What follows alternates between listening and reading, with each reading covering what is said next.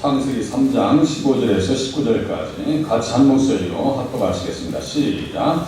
내가 너로 여자와 원수가 되게 하고 내 후손도 여자의 후손과 원수가 되게 하니 여자의 후손은 내 머리를 상하게 할 것이요 너는 그의 발꿈치를 상하게 할 것이니라 하시고 또 여자에게 이르시되 내가 네게 임신하는 고통을 크게 더하리니 네가 출부하고 자식을 낳을 것이요 너는 남편을 원하고 남편은 너를 다스릴 것이니라 하시고 아담에게 이르시되 네가 네 아내의 말을 듣고 내가 네게 먹지 말라 한 나무의 열매를 먹었은즉 땅은 너로 말미암아 저주를 받고 너는 내 평생에 수고하여야 그 소산을 먹으리라. 땅이 네게 가시덤불과 엉겅퀴를 낼 것이라. 네가 먹을 것은 밭의 채소인즉 네가 흙으로 돌아갈 때까지 얼굴에 땀을 흘려 먹을 것을 먹으리니 네가 그곳에서 취함을 입었으니라. 너는 흙이니 흙으로 돌아갈 것이니라 하시니라.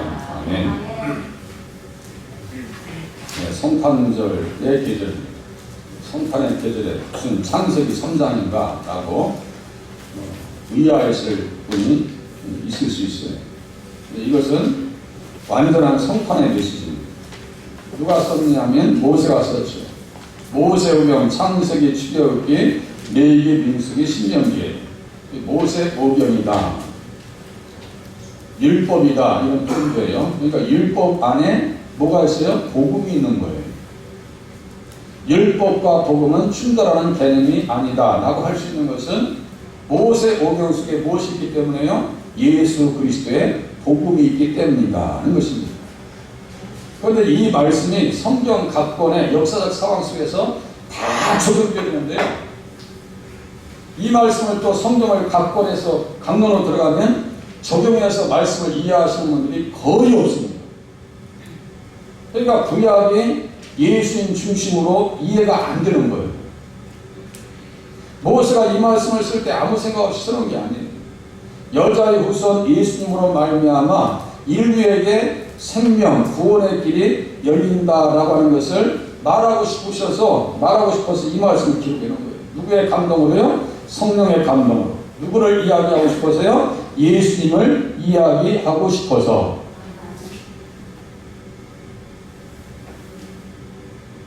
예수님 이야기예요. 여자의 후손, 내 후손 이렇게 나오는데요. 내 후손은 지금 마귀예요. 사탄, 뱀. 뱀은 들짐승 중에서 가장 간교하더라 라고 할 때 뱀과 여자의 후손 사이에 타협할 수 있는 여지가 전혀 없다라고 하는 표현으로 원수다라고 하는 표현을 쓰는 거예요. 도저히 이건 타협의 여지가 없다는 거예요. 그럼 이게 언제 이 말씀을 주셨는가? 보니까 내가 너에게 먹지 말라 한 나무의 열매를 먹었으면 요때예요. 죽음이 바로 들어와요. 세상에.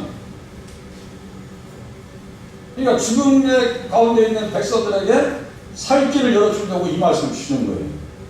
그래서 원시복음이다 이런 표현을 해요. 원시복음 가끔 들으실 거예요. 방송 설교하는 중에서도 들으실 거예요. 제가 이 세상에 들어오니까 험악한 표현들이 나오죠. 원수라고 하는 표현, 임신하는 고통. 제가 볼 때는 임신하는 고통도 있지만 출산의 고통이 더 큰 것 같아요. 출산의 고통이 훨씬 큰 것 같아요. 한 생명을 잉태해서 낳는다는 것이 보통이 아닙니다. 그리고 또 땅은 너로 말미암아 저주를 받을 거예요. 저주, 원수, 고통 이런 게 나와요. 또 땅이 내게 가시덤불과 엉겅퀴를 날 것이다. 전혀 우리가 기대하지 않았던 것이 땅속에서 나옵니다. 가시덤불, 엉겅퀴. 죄 짓기 전에는 뭐예요? 맨발로 막 뛰어다녀도 되는데 죄 지은 이후에는 마음대로 다닐 수가 없어요. 가시덤불과 엉겅퀴 때문에. 더 비참하고 억울한 것은 19절입니다. 내가 흙으로 돌아갈 때까지 얼굴에 땀을 흘려 먹을 것을 먹으리니 내가 그것에서 시험을 입었습니다. 너는 흙이니 흙으로 돌아갈 것입니다. 이것을 우리는 매일 삶 속에서 뉴스를 듣고 또 앞으로도 한 번 경험하게 되어 있어요. 비참하지 않아요? 너는 흙이니 흙으로 돌아가라.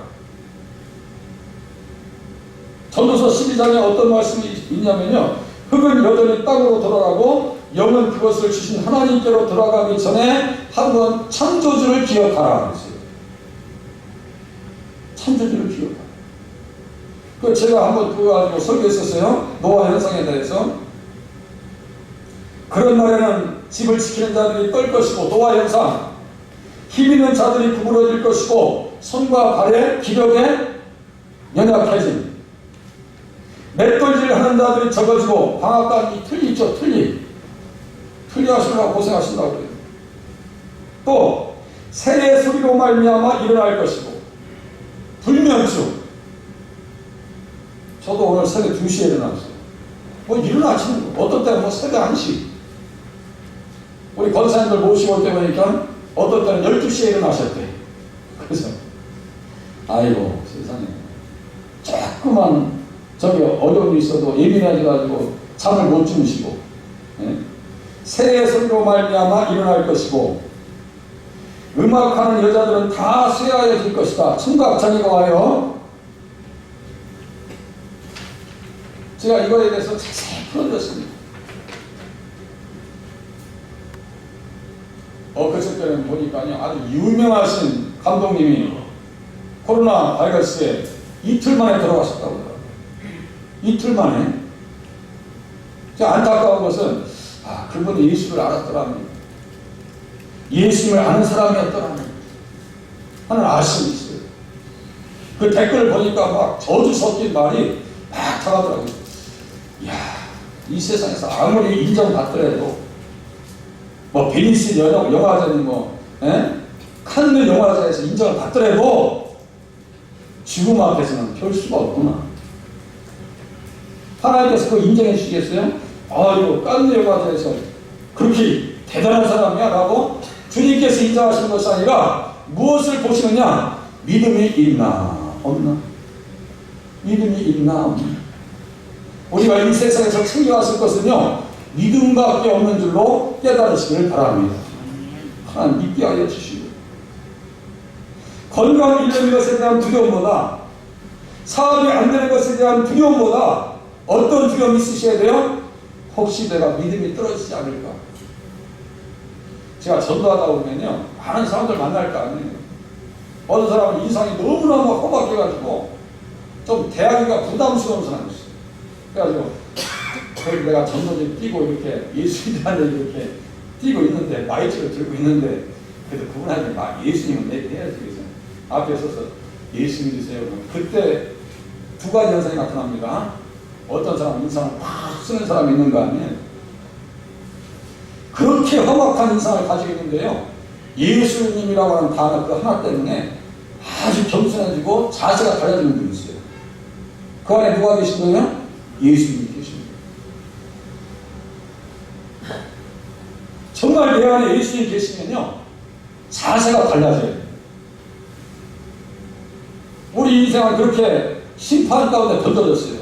선악을 알게 하는 나무의 열매는 먹지 말라. 내가 먹는 날에는 반드시 죽으리라 그랬어요. 반드시 죽으리라. 죽음도요, 두 종류가 있어요. 너는 흙이니 흙으로 돌아가라고 말씀하셨죠? 그 흙에서는 두 종류가 있다니까요. 흙에서도 제가 읽어드릴게요. 땅의 티끌 가운데 죽었어요.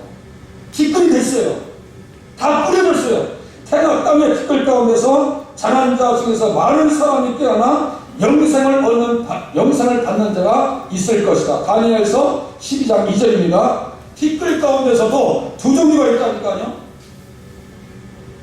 예수 믿어서 땅으로 돌아간 사람들 중에 많은 사람이 깨어나 영생을 받는 자도 있겠다. 이 사람 누구예요? 예수님을 믿었던 사람입니다. 또 어떤 사람은 수치를 당하여 영원히 부끄러움을 당할 자도 있을 것이라 했어요. 그건 누굴까요? 예수 밖에 있었던 사람. 또 이사야가 얘기합니다. 주의 죽은 자들은 살아나고 그들의 시체들은 일어날 것이다 했어요. 주의 죽은 자들은 살아나고 그들의 시체는 일어날 것이다. 뒷글에 누운 자들아 너희는 깨어 노래하라.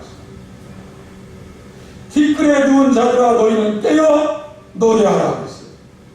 저는요 찬양하다 보면 가끔 되게 뭉클해질 때가 있어요. 막 찬양 말씀이요 가슴에 화살처럼 팍 바뀔 때가 있어요. 그러면요 막 그냥 엉엉 울고 싶어요. 절제해서 그렇지. 막 눈물이 쏟아집니다. 제가 여의도 수고원교회 왔었는데요. 맨 처음에 은혜받은 찬양이 찬송가 주 하나님 지으신 모든 세계. 그 찬양하는데 왜 이렇게 눈물이 나와요? 그런데 눈물을 쏟고 나니까 그렇게 또 시원해요. 아, 내 영혼이 정화되는구나. 무엇을 통해서요? 찬양을 통해서. 이사야는 그 얘기하는 거예요. 주의 죽은 자들을 선언하고 그들의 시체들은 일어나리이다. 뒷글에 누운 자들아 너희는 깨어 노래하라. 우리는 죽어도 다시 일어서서 주님을 찬양할 때가 우리에게 있다는 사실을 믿고 신앙생활 하실 수 있기를 바랍니다. 반드시 있어요.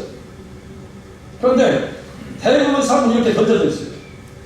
율법 아래, 죄 아래, 저주 아래, 심판 가운데 던져져 있는 삶입니다. 인생 가운데 있는 불행과 고통의 원인은 하나님과의 관계에서 찾아야 돼요. 하나님과의 관계에서 찾아야 돼요. 인류의 조상 아담이 언약을 어기고 선악과를 먹은 아담 안에서 태어난 모든 사람들은 죽음을 향해서 달리는 기관차에 모두 탑승했습니다. 다 타고 있어요. 지금 시대만 가네요. 제가 그런 말씀을 했죠. 기관차 1호, 2호, 3호, 4호가 있어요. 그러면 1900년도, 2000년도, 1800년도 기관차 차에 남바를 한번 붙여보자. 다 차 남바가 있죠. 차 남바가 있어요. 그러면 1700년도에 사람이 이 자리에 계시기는 힘듭니다. 그죠? 1700호는 갔어. 1800호도 우리 중에 1800년생은 한 사람도 없어요. 1800호도 갔어. 기관차. 그죠? 갔어요. 다 갔어. 1900년도 산. 저도 1900년도에 포함되니까 아직 있어요. 이제 2200년 되면 1900년도에 출생하신 분들도 죄송하지만 다 있을 수밖에 없어요. 그죠? 아담 안에 있는 사람들은 선택하든 말든 빨리 가든 말든 때가 되면 가게 되어 있습니다. 아담 안에 있는 사람들의 비참한 운명이에요. 아담이 운전하는 기관창에서 율법 아래서 신음하고, 율법 아래 신음하는 건 다른 게 아니에요. 하나님 내가 말씀대로 살지 못해서 너무너무 힘듭니다. 이거예요. 또 죄의 지배를 받고 죄를 자기가 컨트롤할 수 있는 사람 있어요? 못합니다. 눈만 뜨면 눈 감는 그 순간까지 죄를 묵상하다가 잠드는지도 몰라요. 영적으로 예민한 사람들은 그것을 느낄 뿐입니다. 하나님 내가 이 죄를 어떻게 극복할까요? 죄 안에 지배를 받고 저주 가운데 살다가 죽음이라고 하는 영원한 종착역에 도착하게 되어 있습니다. 그것으로 끝나면 괜찮대요.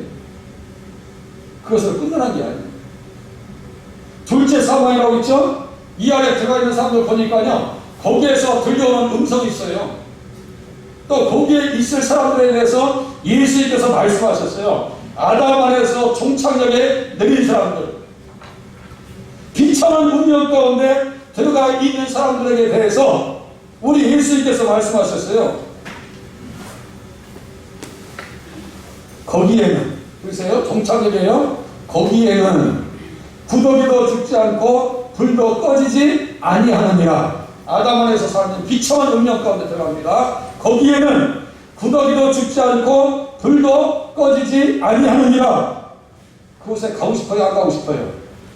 안 가고 싶으니까 예수님 주신 거야. 안 가게 하시려고 예수님께서 우리에게 믿음을 선물로 주신 줄로 깨달으시길 바랍니다. 야, 우리에게 믿음 선물. 아니, 생각해 보시라고요. 예수님 믿게 되었으면요, 우리에게 100% 응답을 다 주신 거예요. 그런 생각 해봤어요? 안 해봤어요? 자, 다시요. 내가 예수님을 믿었어. 그러면 나에게 100% 다 이미 결제를 다 해주셨어요. 이게 무슨 말씀인지 아세요? 예수를 믿었어요. 나에게 다 100% 응답을 해주셨다니까요. 그래서 우리가 깨닫지 못할 뿐이에요. 깨닫지 못할 뿐이에요. 하나님 이거 해주세요, 저거 해주세요, 사업장 이렇게 해주세요, 저렇게 해주세요. 이거는 이제 우리가 해야 될 일도 있고 하나님께서 은혜로 더 더불어 주시면 되는 거고, 아니어도 할렐루야가 되어야지. 아니어도 그 믿음으로 산 사람들이 순교자들이에요. 예수 믿으면서 안 해주신다고 맨날 원망하고 불평하는 자리에 서지 마시고, 이미 하나님께서 다 주셨는데 더불어 우리가 더 구하는 것이구나 라고 생각하면서 겸손한 신앙으로 하나님 앞에 신앙생활 하실 수 있기를 바랍니다. 다 주셨어요. 아담에서 종착역에 도착한 그 소식, 거기에는 구더기도 죽지 않고 불도 꺼지지 않는, 가끔 보면요, 이 계단 가다가 이렇게 내려가다 보면 벌레가 한 마리씩 가끔 들어오다. 어디서 들어오냐면요, 이 계단에서 초청도 안 했는데 계단 여기 화단 있죠, 화단. 거기 벌레들이 어디까지 올라가냐면 여기 계단까지 올라와 있어요. 그래서 제가, 이야, 너희들 참 대단하다. 아마 우리 권사님이나 젊은 우리 자매님들이 보면 아마 까부라칠지 몰라. 그 벌레 보면 그것뿐이에요. 구더기. 작년에 난 고양이 때문에 아주 고생한 사람. 고양이. 야, 너 왜 이렇게 아파서 들어다니냐 했더니 그 고양이가 우리 지하에 거기 와서 죽을 줄 누가, 그 여름날에 그 구더기 한번 보셔서 그 안에 들어있는 구더기 생각해 보시오. 근처도 하나, 우리 권사한테 근처도 한번 쉬려고 그래. 어떤 직장에서 대결했더니 그래. 그런데 지옥이 어디라고요? 거기 얘는 구더기도 죽지 않고 불도 꺼지지 아니합니다. 아담 안에서의 비참한 운명을 우리는 믿음을 통해서 누구의 안에 있는 운명으로 바꿔줬다고요? 예수님 안에 운명으로 바꿔주셨어요. 그분이 누구라고요? 여자의 후손이더라. 예수님 안에서 물과 성령으로 거듭난 사람들은 믿음이라고 하는 환승역에서 구원열차로 옮겨 타게 된 것입니다. 구원열차로 옮겨 탔어요. 우리 다 구원열차로 옮겨 탔습니다. 구원열차의 마지막 종착역은 뭡니까? 영생이라고 하는 축복의 장소, 천국인 줄로 믿으시기를 바랍니다. 그것을 선물하시려고 누가? 예수님께서 여자의 후손으로 이 땅에 성탈하신 줄로 믿으시기를 바랍니다. 그 엄청난 일인데 우리가 믿어서 받아들이면, 접수하면 그것이 은혜로 느껴지지만, 그것이 믿어지지 않고 가슴에 와닿지 않으면요, 이게 도대체 무슨 말씀이냐라고 헷갈리십니다. 또 보세요. 믿음의 환승역에서 역장 선지자 모세가 소개한 여자의 후손, 시대마다 쓰임받았던 선지자가 있습니다. 시대마다 쓰임받았던 선지자가 있어요. 여호수아 시대가 있고, 모세 시대가 있고, 사무엘 선지자의 시대가 있고, 이사야 선지자가 사역했던 시대가 있습니다. 시대마다 그 사람들은 누구에게 집중했느냐? 예수님에게 집중했습니다. 그러니까 그 어려운 시대 속에서요, 결코 꺾이지 않습니다. 생각해보세요. 우리가 신앙생활하는 거요, 그 사람들에 비하면요 아무것도 아니에요. 지금의 어려움은요, 우리 성경에 나타나는 인물들 가운데 있었던 시대적 어려움과 비교해보면요 아무것도 아니에요. 제가 기도도 했죠. 우리가 지은 죄, 내가 지은 죄와 비교해서 오늘에 있는 이 환난과 시련은요, 하나님 너무 가볍습니다. 그렇게 고백할 수밖에 없습니다. 죄에 대해서 예민해지면 예민해질수록, 내가 하나님 앞에 잘못 사는 것 보면 지금은 그래도 나를 가볍게 혼내시는구나 라고 이야기할 수밖에 없어요. 그러면 시대의 어려움은 가벼워집니다. 믿음 안에서 생각해보세요. 믿음 안에서. 자, 모세가 소개하죠. 여자의 후손. 여자의 후손은 내 머리를 상하게 할 것이요 너는 그의 발꿈치를 상하게 할 것이냐. 믿음의 환승역에 도착한 교회 성도들은 예수님의 충실한 종 모세가 구원열차에 찾아온 그리스도를 소개한 말을 귀담아 들어야 된다. 들어보세요. 이 모세가 도대체 무슨 말하지? 출애굽기는 뭘 얘기하지? 6월절 어린 양 예수님.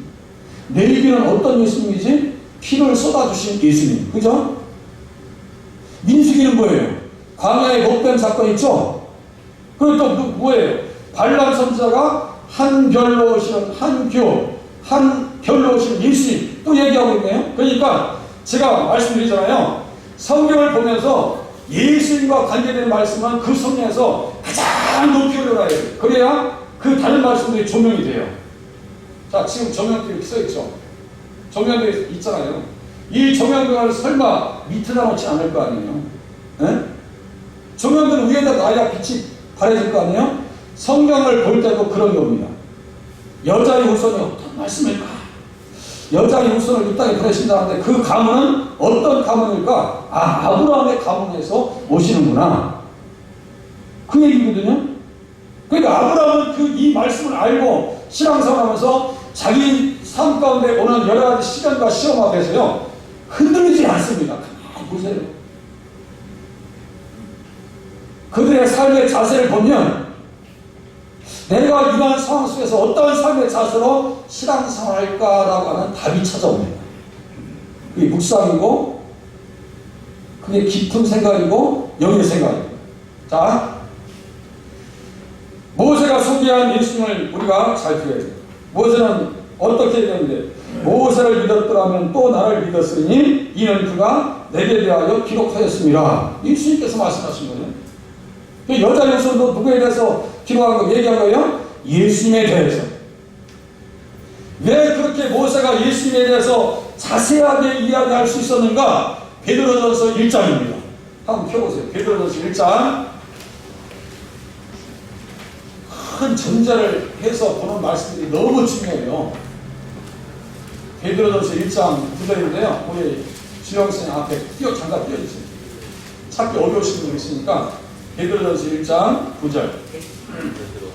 베드로전서 1장 9절 이하 13절까지.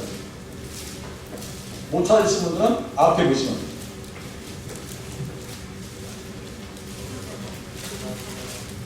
베드로전서 1장 네, 9절 보세요. 여자의 후손을 믿는 거죠. 아브라함도 여자의 후손을 믿은 거고 모세도 여자의 후손을 믿은 거예요. 믿음의 결국은 뭐라고요? 영혼의 구원을 받습니다. 그죠? 이 구원에 대하여 보세요. 10절 이 구원에 대하여는 너희에게 임할 은혜를 예언하던 선지자들이 그 선지자들 가운데 모세가 들어갑니까? 안 들어갑니까? 다시요. 자, 이 선지자들 가운데 모세가 들어가야 안 들어가요? 가장 앞에 들어가요. 가장 앞에. 모세가 들어가요. 연구하고 부지런히 살폈다고 했어요. 연구하고 부지런히 가만히 이 말씀 무슨 말씀이에요? 살폈어요. 자, 자기 속에 누가 있다고 생각해요? 자기 속에 누가 있다고 했어요? 자기 속에 계신 그리스도의 영. 그럼 예수님을 알았다는 거예요? 몰랐다는 거예요? 알았다. 아, 그렇구나. 예수님을 알았다는 얘기구나. 그리고 그 받으실 고난과 그 받으실 고난. 자, 이제 넘기세요. 아까 장면 넘기세요. 네, 제 7번으로 넘기세요. 자, 어떻게 고난을 받으시오? 여자의 후손은 내 머리를 상하게 할 것이요 너는 그의 발꿈치를 상하게 할 것입니다. 이게 고난이에요? 그리스도의 고난, 그의 발꿈치. 이 말씀을요 시편 41장 9절에 다윗이 다음과 같이 얘기합니다. 내가 실비하여 내 떡을 먹던 나의 가까운 친구도 나를 대적하여 그의 발꿈치를 들었나이다. 누구 얘기하는 거예요? 다시요. 시편 41장 9절 제가 읽어드릴게요. 내가 실비하여 내 떡을 나눠 먹던 나의 가까운 친구도 나를 대적하여 그의 발꿈치를 들었나이다. 누구 얘기하는 것 같아요? 예수님. 그 친구는 누구일까요? 바로 유다예요. 자, 요한복음 13장 18절 띄워놓으세요. 요한복음 13장 18절. 성경이요 완벽한 부분입니다. 이렇게 보지 않으면요 예수는 어떻게 만날 거예요? 자, 요한복음 13장 18절. 요한복음 13장 18절. 13장 18 따르고 있습니다. 다 같이 요한복음 13장 18절 다 같이 읽겠습니다. 시작. 내가 너희 모두를 가리켜 말하는 것이 아닙니다. 나는 내가 택한 자들이 누구인지 압니다. 그러나 내 떡을 먹는 자가 내게 발꿈치를 들었다는 성령을 응하게 하려는 것입니다. 아까 이게 시편 41장 9절의 말씀을 그대로 예수님께서 해석해 주신 거예요. 그죠? 그래서 그리스도께서 받으실 고난에 대해서 모세가 이야기하고 다윗이 이야기하는 것을 예수님께서 누구에게 이야기하신 거예요? 당신에게 적용하셔서 말씀하시는구나. 가룟 유다의 마음속에 그때 무엇이 들어가요? 마귀 사탄이 들어가요. 할렐루야. 이렇게 원수죠. 이렇게 되는 거예요. 그러니까 예수님 안에서 성경을 깨닫기 시작하잖아요. 이게 계속 핵분열 하듯이 불이 번지듯이 계속 생각과 의식을 열어가는 거예요. 그래서 어떻게 살아야지? 내가 어떻게 주님을 의지해 살아가야지? 다른 제자들은요, 주님 저는 아니죠. 설마 저는 아니죠. 내가 떡 주는 놈이 배 많을 거야. 그러니까 그날에 떡 받아서 간 놈이 누구야? 유다래. 오늘 떡 드실 건데 그런 의미는 또 아니에요. 떡 먹지 말아야지. 그런 의미 또 아니에요. 자, 떡을 받아서 성찬식 때 그 떡을 받아서 가룟 유다는 영원히 떨어져 나가. 발걸음치를 상황했어요. 누가? 마귀가 누구를 동원해서? 가룟 유다, 믿음이 없는 가룟 유다를 동원해서 예수님을 대적했구나. 자, 모세 안에 그리스도의 영이 함께 하셨기 때문입니다. 그래서 본문의 여자의 후손에서 여자란 동정녀 마리아를 얘기합니다. 동정녀 마리아를 얘기해요. 처녀가 잉타에 아들을 낳을 것이요 그 이름을 임마누엘이라 하리라. 이사야서 7장 14절. 또 마태복음 1장 21절 아들을 낳으니 이름을 예수라 하라. 이는 그가 자기 백성을 그들의 죄에서 구원할 자이심이라. 그래서 그 후손 자손 씨라고 하는 것은 성탄의 주인공 되신 예수 구주, 우리 구주 예수 그리스도를 말하는 거예요. 그래서 여자의 후손은 지금 누굴 얘기하는 거예요? 성탄하실 예수님을 이야기하는 거예요. 그러니까 여자의 후손을 바라보고 믿음을 통해서 구약의 성도들은 구원을 받았습니다. 성탄의 은혜가 얼마나 큰지 가슴에서 좀 막 뜨겁게 느껴지실 수 있기를 바라요. 이 말씀을 풀어줄 때요, 제자들이 낙심하고 거기 있는 제자들이 가슴에 막 불이 나요. 불이 붙어요. 불이 붙어요. 저도 그것을 느꼈거든요. 성경을 보면서 예수님이 느껴지잖아요. 감당이 안 돼요. 감당이 안 돼요.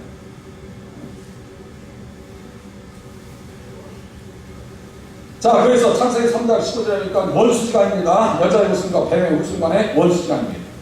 여자의 후손, 즉 그리스도 안에 있는 사람들과 뱀의 후손, 즉 옛뱀, 큰뱀, 마귀, 사탄에게 속한 사람들 사이에는 화해의 여지가 없습니다. 타협의 여지가 없어요.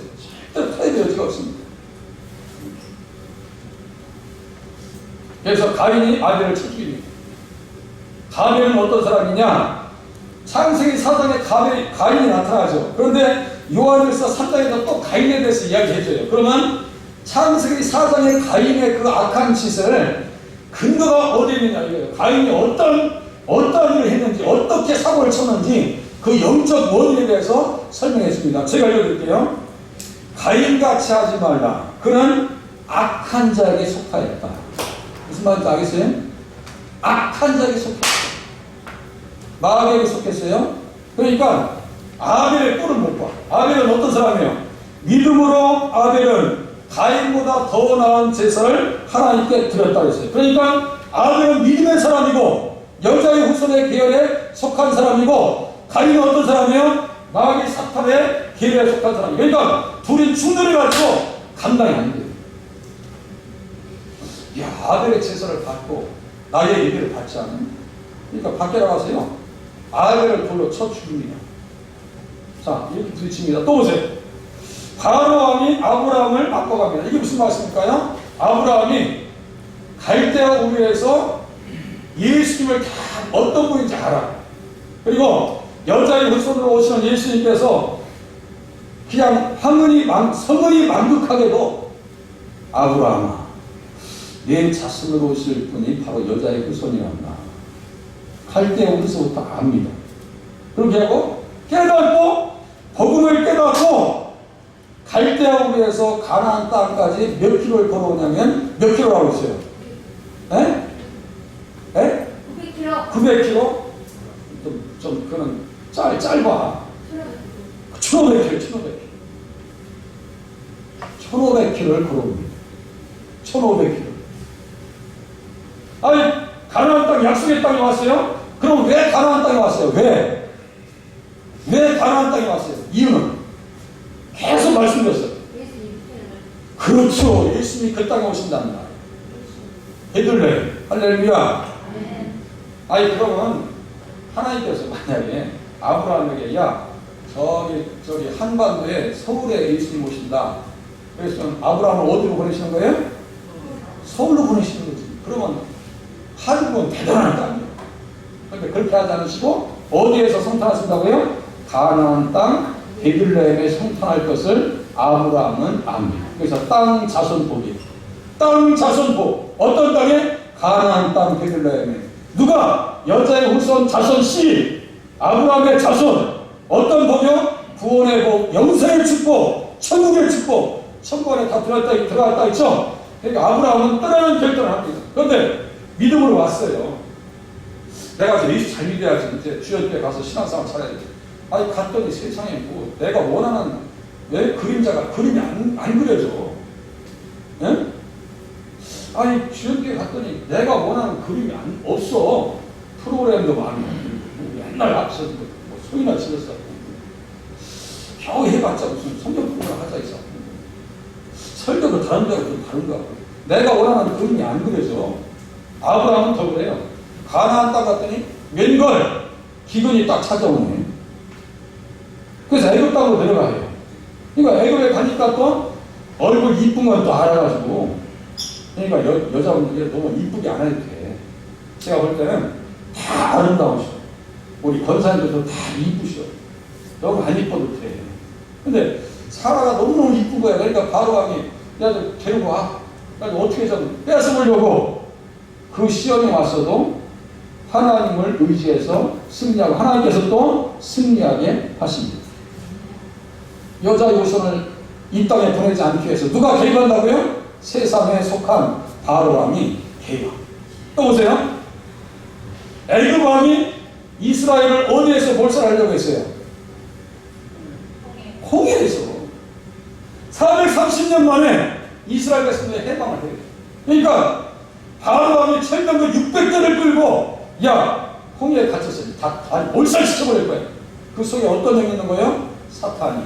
누가 오지 않게 하기 위해서 여자의 후손 예수 그리스도가 이 땅에 오시는 것을 절대로 내가 좌시할 수 없다. 자, 계속 주장하는데 또 보세요. 자, 아까 말씀드렸어요. 각 법렬로 계속 시대적으로 대적합니다. 타락한 아달리아, 이 이세벨의 딸이에요. 이세벨이 어떤 여자인지 알죠? 아합의 부인, 옛바알의 딸 이세벨, 그 엄마의 그 딸이야. 그러니까 아달리아가 유다 왕손의 씨앗을 다 죽여버려요. 그때 한 사람을 살려놔요. 그게 누구예요? 요아스. 제가 성경이 기억해주는 사람 요아스. 또 여호세바, 여호야다. 이에 대해서 제가 주일 난리할 때 설교했었습니다. 성경이 기억해주는 사람. 요아스 한 사람 살아나요. 그게 누구의 신데요? 아브라함과 다윗의 신입니다. 그죠? 언약의 신이야, 언약의 신. 한 사람이 나중에 어떻게 돼요? 아달랴는 죽임을 당합니다. 똑같아요. 완전히 시작합니다. 또 보세요. 하만이 유대 민족을 말살시키려고 합니다. 하만은 어떤 사람들이에요? 하만은 어떤 족속이냐면 에서와 아말렉 족속이에요. 자기가 의도했든 안 했든 사탄은 이 사람을 통해서 누구를 없애버리려고 해요? 유대 민족 전체를 죽여버리려고 해요. 그때 에스더가 죽으면 죽으리라. 이러한 신앙으로 신앙생활 하게 하시면은 반드시 이 코로나 상황도 극복하게 하실 줄로 믿으시기를 바랍니다. 이게 우리의 소망이에요. 네? 유대 민족이라니까 하만이 막 열받아가지고 야, 완전히 몰살 다 죽여버려. 그러니까 모르드게는 어떻게 뛰려고 해요? 이 나무 높이에다 쫙 올려가지고 50규빗이에요. 그러니까 거의 한 25m 정도 되는 높이야. 그래서 야, 목 매달아 죽여버려요. 목 매달아. 나중에 거기서 누가 죽어요? 하만이 목 매달아 죽습니다. 보세요. 절대로 하나님께서요, 이스라엘 백성들 여자의 후손으로 오게 하시는 그 길목을 역사적 순간순간마다 우리 주님께서 다 간수하셨습니다. 그리고 마침내 베들레헴에 예수님께서 성탄하셔서 인류 구원의 문을 열어주셨다는 사실 앞에 감사와 찬양을 올려드리실 수 있기를 바랍니다. 자, 사탄이 십자가에 달리신 예수님을 영원히 죽이려 했지만 결국에 패배하고 맙니다. 그 과정이 똑같아요. 통치자들과 권세들을 무력화하여 드러내어 구경거리로 삼으시고 십자가로 그들을 이기셨느니라. 재림의 때까지도 대적하지만 패하게 되어 있어요. 그러니까 우리는 승리하게 되어 있다는 사실을 믿고 신앙생활 하시기 바랍니다. 거의 다 마무리합니다. 그래서 때가 참에 하나님이 그 아들을 보내사 여자에게서 나게 하시고, 자, 아까 여자의 후손할 때 그 여자와 이 본문의 여자는 같은 여자예요, 틀린 여자예요? 다시요. 창세기 3장 15절에 너희의 후손과 여자의 후손이라고 할 때 여자와 여기 갈라디아서 4장 4절에 나타나 있는 여자와 같은 여자인지 틀린 여자인지 스스로 한번 생각해 보세요. 같이 한번 4장 4절 5절 같이 읽겠습니다. 시작. 때가 참에 하나님이 그 아들을 보내사 여자에게서 나게 하시고 율법 아래 나게 하신 것은 율법 아래 있는 자들을 속량하시고 우리로 아들의 명분을 얻게 하려 하시니라. 아멘. 그 여자와 이 여자는 같은 것 같아요? 틀린 여자 같아요? 같은 여자예요. 그죠? 같은 여자예요. 그럼 이 땅에 오셨어요. 때가 찼다는 것은 약속의 때, 언약의 때, 성취의 때가 됐다는 얘기. 그게 성탄절이에요. 나게 하셨어요. 그래서 율법 아래 있는 자들을 속량하시고 때가 찼다는 것은 언약을 성취하실 때라는 말씀입니다. 여자의 후손 아브라함과 다윗의 자손으로 오신 예수 그리스도께서 여자에게서 나신 것은 율법 아래 신음하고 있는 백성들을 구원하시려고 오신 것입니다. 열차의 검편과 같은 율법이 아담에서 멸망하기로 달려가는 차량의 승객들에게 죽음을 아닙니다. 두려운 마음에 떨게 합니다. 사망에 쏘는 것은 죄 건너는 율법이라. 이 열차의 폭거를 멈추게 하신 분이 바로 누구냐? 예수 그리스도라고 하는 사실을 믿으실 수 있기를 바랍니다. 자, 율법 아래가 다 율법 죽어야 돼. 죄 삭은 사망이에요. 다 죽어야 돼. 우리 언젠가 죄송하지만 갈 수가 있겠죠. 그죠? 아까 두 종류의 흙이 있다고 했어요. 흙이 두 종류가 있어요. 여기서 보니까 아들의 명분. 제가 지난주에 한참 말씀드렸어요. 자, 양자에 대한 말씀, 제가 로마서 9장, 그들은 이스라엘 사람이라. 그들에게는 양자 대부가 있어요. 그 양자들, 이스라엘을 양자 삼으셨죠? 우리들도 양자 삼으셨어요? 안 삼으셨어요? 삼으셨어요. 양자 삼으셨어요? 그러면 이스라엘 백성들이 뭐가 있었다고 했어요? 영광과 언약과 율법을 세우신 것과 예배와 약속들이 있더라 그랬어요. 그럼 우리가 예배 드려야 돼, 안 드려야 돼요? 예배를 생명과 같이, 언약을 생명과 같이, 언약의 말씀 10계명을 내 삶의 자존심으로 지키면서 신앙생활 하셔야 될 줄로 믿으시길 바랍니다. 양자.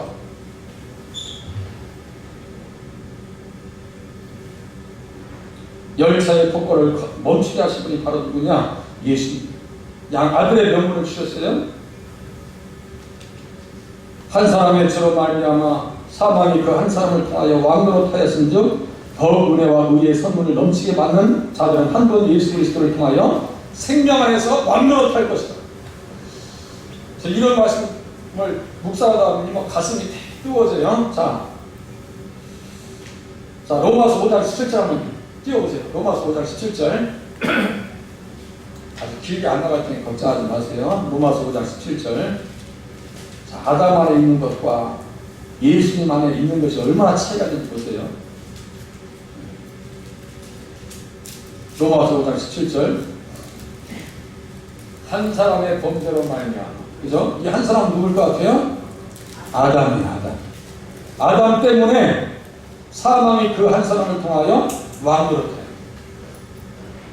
그런데 더 은혜와 의의 선물을 넘치게 받는 자들은, 은혜와 의의 선물을 누가 주셨어요? 예수님이 주셨네요. 예수님이 주셨어요. 하나님은 예수 그리스도를 통하여 그리고 생명 안에서 왕으로 될 것이다. 왕으로 될 것이다. 완전 입장이 바뀌어요. 이제 마지막 그거만 보고 끝낼 거예요. 자, 계시록 22장에 보니까 그들이 세세토록 왕으로 갈 것이다. 다시는 저주가 없어. 창세기 3장을 완전히 뒤집어 놓습니다. 창세기 3장의 그 저주와 고통과 눈물과 아픔과 수고를 완전히 다 뒤집어 버려요. 누가? 예수님께서. 성탄하신 예수님께서 우리의 운명을 완전히 뒤집어 놔요. 믿으실 수 있기를 바랍니다. 믿어주셔야 돼요. 아, 완전히 바꾸셨구나. 이게 판을 뒤집어 놔요. 마지막 그만 보고 끝냈습니다.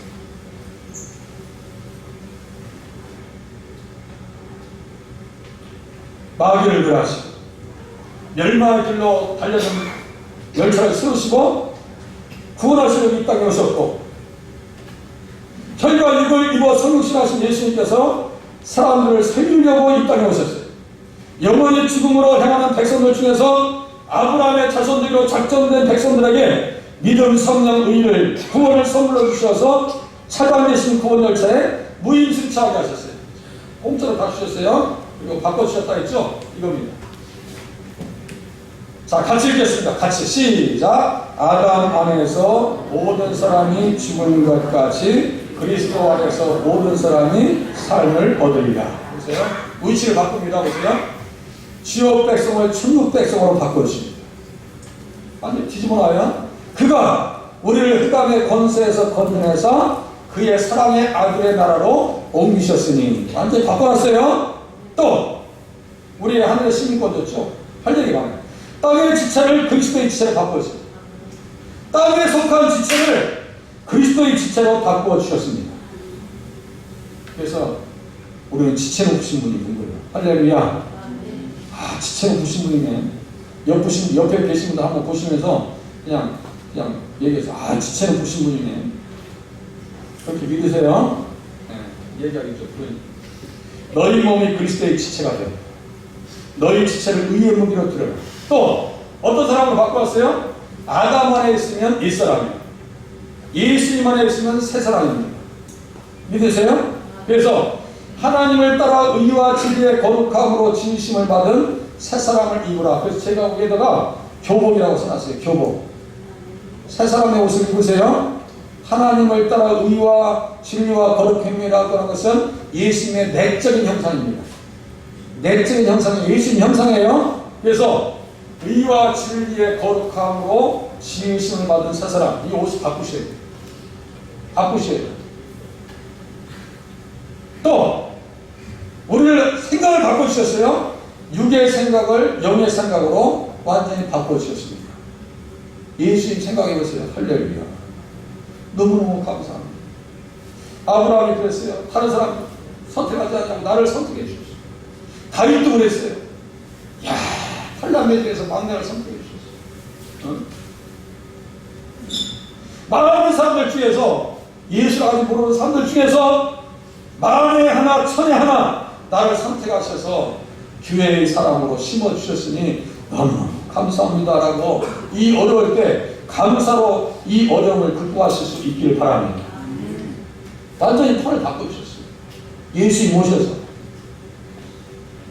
그거를 깨달아 알 수만 있다면, 정말 가슴에서 느껴진다면, 이 지각에서 이게 접수가 된다면 삶의 형태가 바뀌어집니다. 막 바꿔줘요. 뭐 때문에 바꿔야 돼요? 도대체 뭐 때문에? 예수님 어떤 분이에요? 여자의 우선 아브라함과 다윗의 자손으로 이 땅에 오셨습니다. 혈과 육, 성육신을 하셔서 믿는 자들을 구원하셨습니다. 아담 안에서의 삶에서 그리스도 안의 삶으로 완전히 영적 운명을, 우리의 영적 운명을 바꾸어 주셨습니다. 예수님 땅에 오셨어요. 다음 주에 미리 제가 설교할 걸 지금 묵상하고 있는 거 말씀드릴게요. 다윗 옆에서 어떠한 선지자들이 다윗을 세워줬는가. 내가 그걸 얘기할게. 성탄들 내 말게 그 부분을 내볼게요. 다윗을 어떤 선지자들이 그렇게 다윗을 위대하게 시편을 쓸 수 있도록 그렇게 옆에서 협력했는가. 그걸 한번 볼게요. 미리 말씀드릴게요. 아직 설교 준비 안 했어요. 자, 말씀을 물어 예수님 만나셨다면 어떻게 사시겠어요? 믿음으로 아브라함의 자손이 되었다는 사실을 확신하면서 살겠습니다. 여기 아브라함의 자손이에요? 아니에요? 우리 조상도 바꿔줬죠? 예수님 딱 여기서 바꿔주신 게 한두 개 아니에요. 우리의 조상도 바꿔주셨어요.